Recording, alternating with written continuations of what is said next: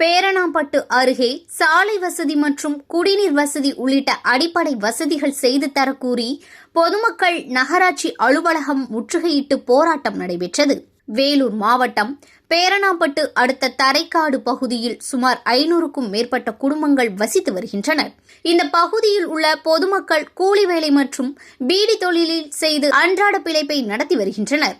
தரைக்காடு பகுதியில் சாலை வசதி செய்வதற்காக ஜல்லிக்கல் கொட்டி வந்து சாலை போடாமல் பல மாதங்களாக சாலை அமைத்து தராமல் இருப்பதை கண்டித்தும், மேலும் அந்த பகுதியில் குடிநீர் வழங்காததை கண்டித்தும் அப்பகுதியை சேர்ந்த சுமார் 300க்கும் மேற்பட்ட பொதுமக்கள் பேரணாம்பட்டு நகராட்சி அலுவலகத்தை முற்றுகையிட்டு போராட்டத்தில் ஈடுபட்டனர்.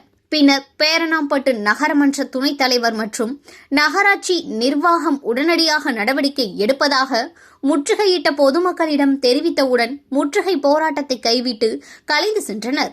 திடீரென நகராட்சி அலுவலகத்தை முற்றுகையிட்ட பொதுமக்களால் அப்பகுதியில் பரபரப்பு காணப்பட்டது.